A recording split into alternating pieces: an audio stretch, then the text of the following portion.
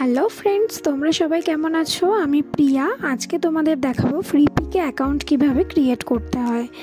আর তোমরা যদি আমার আগের ভিডিওটা না দেখে থাকো, সেই ভিডিওতে আমি দেখিয়েছিলাম কোন কোন ওয়েবসাইটে গ্রাফিক ডিজাইন সেল করে তোমরা আর্নিং শুরু করতে পারো।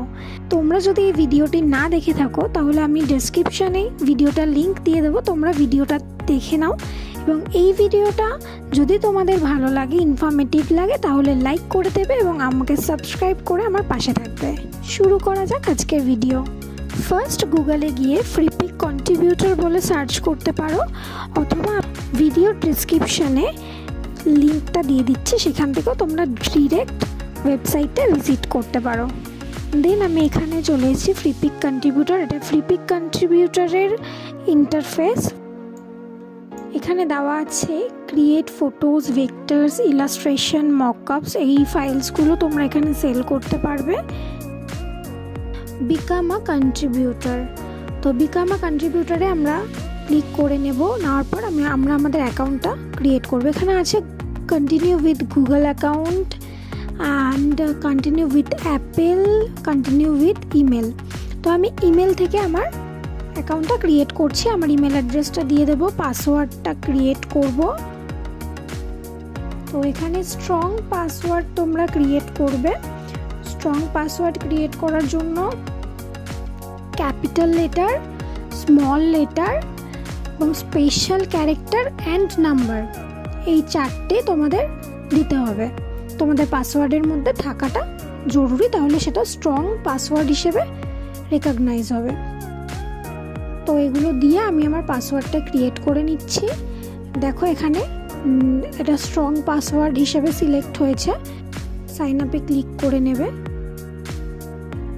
তো সাইন আপ করার পরে এখানে ইন্টারফেসটা রয়েছে টার্মস অ্যান্ড কন্ডিশন, দেন আছে প্রোফাইল, দেন ওয়েলকাম। তোমাদের প্রোফাইলটা প্রপার ক্রিয়েট করা হয়ে গেলে দেন এখানে তোমরা ওয়েলকাম স্টেপটাতে যখন চলে যাবে তখন তোমরা কন্ট্রিবিউটর হিসেবে রেজিস্টার্ড হয়ে গেলে।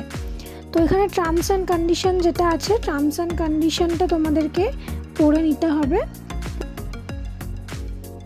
এখানে I accept the terms and condition, এটাতে ক্লিক করে নিতে হবে। অবশ্যই তোমরা এটা পড়ে নেবে, আমিও পড়ে নিয়েছি।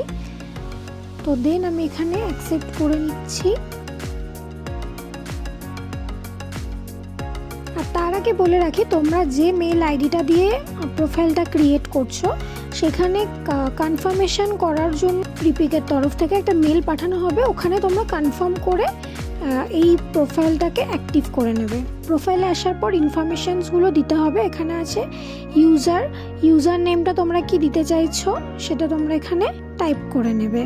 অ্যান্ড দেন ওয়েবসাইট, তোমাদের যদি কোনো ওয়েবসাইট থাকে সেটা এখানে দিয়ে দেবে। দেন আছে কান্ট্রি, কোন কান্ট্রিতে তোমরা থাকো সেই কান্ট্রি নেমটা এখানে দিয়ে দেবে।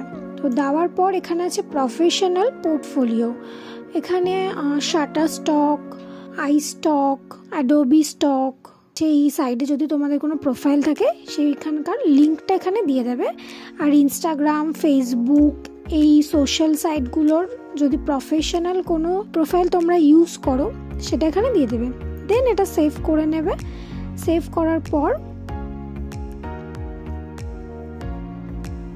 চলে এসছে welcome, congratulation, you are almost ready to start uploading. এখানে তোমরা রেডি হয়ে গেছো এই ওয়েবসাইটটাতে তোমাদের কাজ স্টার্ট করার জন্য। তো এখানে স্টার্ট আপলোডিং এই অপশানটায় ক্লিক করলে তোমাদের ড্যাশবোর্ডে চলে আসবে। তোমাদের প্রোফাইলের ড্যাশবোর্ডটা দেখতে পাচ্ছ। এখানে লেখা আছে welcome to the contributor panel.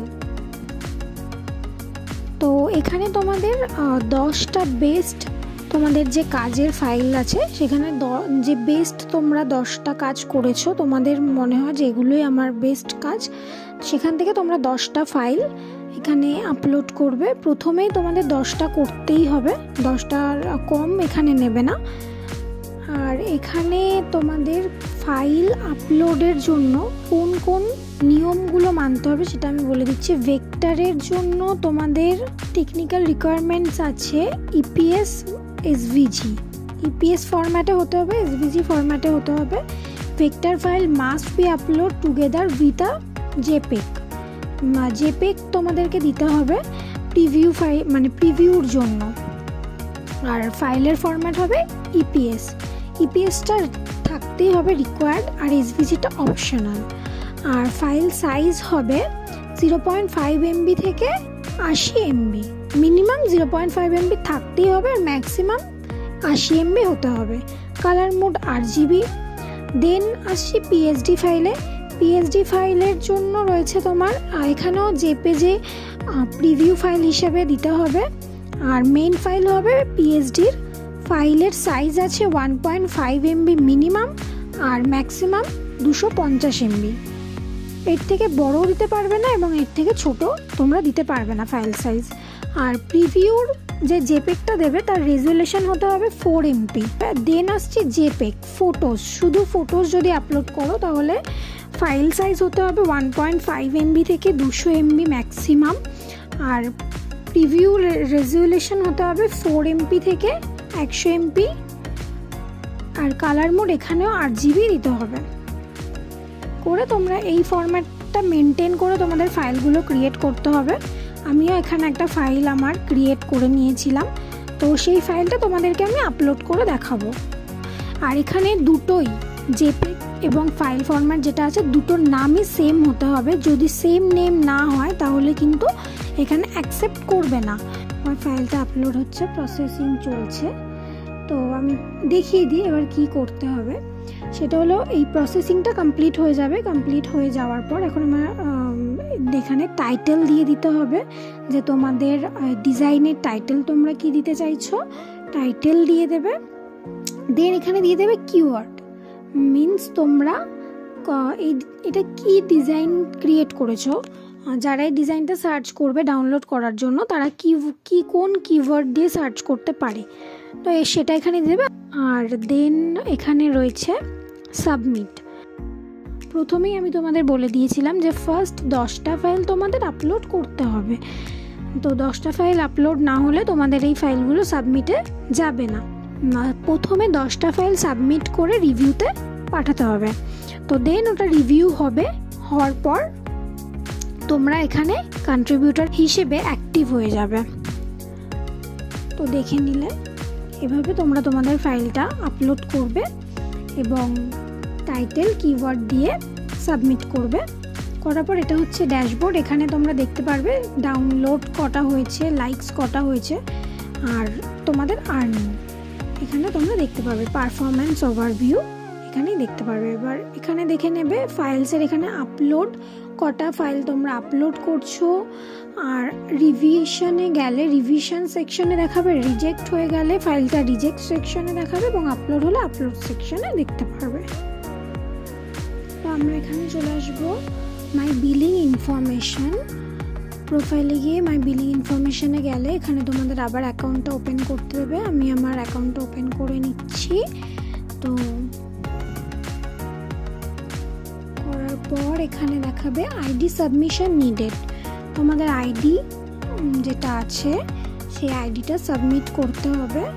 এবং মাই ডকুমেন্টসে গিয়ে তোমাদের যে আপলোড আইডি ডকুমেন্টস বলে যে লেখা আছে এখানে গিয়ে সাবমিট করবে। ইস্যু ডেটটা এখানে দেবে, এবং যদি এক্সপায়ার ডেট থাকে এক্সপায়ার ডেটটা তোমরা দিয়ে তোমাদের আইডির ফটো আপলোড করে দেবে। আর এখানে রয়েছে মাই বিলিং ইনফরমেশন। মাই বিলিং ইনফরমেশনে গিয়ে প্রফেশনাল ইনফরমেশনটা দিয়ে দেবে। যদি তোমাদের কোনো কোম্পানি হয়, আমার কোম্পানি, তো তোমরা এটা সিলেক্ট করবে। আমি এখানে সিলেক্ট করব না। এখানে রয়েছে ফুল নেম, তোমার ফুল নেম দেবে, যে আইডিটা দিচ্ছ সে আইডি নাম্বারটা দেবে। দেন এখানে দিয়ে দেবে অ্যাড্রেস, এখানে ফোন নাম্বার দেওয়ার পরে আসছে পোস্টাল কোড। পোস্টাল কোড তোমরা দিয়ে দেবে, তোমাদের পোস্টাল কোড কি আছে, সিটি কোন সিটিতে আছো, এবং কান্ট্রি কোন কান্ট্রি। নেক্সট আসছে বিলিং ইনফরমেশন। এটা খুব ইম্পর্টেন্ট। বিলিং ইনফরমেশনে তোমরা দুটো পেমেন্টের অপশন পাবে, পেপাল আর পেনর। পেপাল বা পেনরে তোমাদের অ্যাকাউন্ট ক্রিয়েট করতে হবে। যে কোনো একটাতে তোমাদের অ্যাকাউন্ট থাকতে হবে, তাহলেই তোমরা এখানে পেমেন্টটা অ্যাকসেপ্ট করতে পারবে। আমি এখানে পেনরটা সিলেক্ট করে দেখিয়ে দিচ্ছি। অ্যাকাউন্ট ইমেল, তোমাদের যদি পেনরে অ্যাকাউন্ট থাকে সেখানে পেনর অ্যাকাউন্টের একটা ইমেল অ্যাড্রেস থাকবে, ওই মেল অ্যাড্রেসটাই তোমাদের পেমেন্ট যাবে।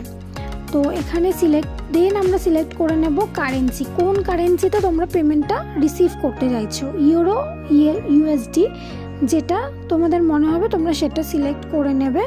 তো সিলেক্ট করে নেওয়ার পরে I understand that I can only change the currency once a year, তা টিক করে নেব। নেওয়ার পর সেভ চেঞ্জেস, সেভ করে নিলেই আমাদের বিলিং ইনফরমেশনটা সেভ হয়ে যাবে। তো ফার্স্ট দেখিয়ে দিলাম অ্যাকাউন্ট কি করে ক্রিয়েট করতে হয়, নেক্সট দেখালাম ফাইল আপলোড কি করে করতে হয়, যেরকমভাবে দেখিয়েছি সেম সেই প্রসেসটাই ফলো করো। এবং থার্ড আমি যে ইম্পর্টেন্ট যেটা বিলিং, তোমরা যখন ফাইল আপলোড করে পেমেন্ট পাওয়া শুরু করবে এবং তোমাদের পেমেন্টটা উইথড্র করার প্রয়োজন হবে, তো সেই ইনফরমেশানটা কিভাবে দিতে হবে সেটা আমি তোমাদেরকে দেখিয়ে দিলাম। তো তোমরা শুরু করে নাও, তোমাদের অ্যাকাউন্ট ওপেন করো, ফাইল আপলোড করো।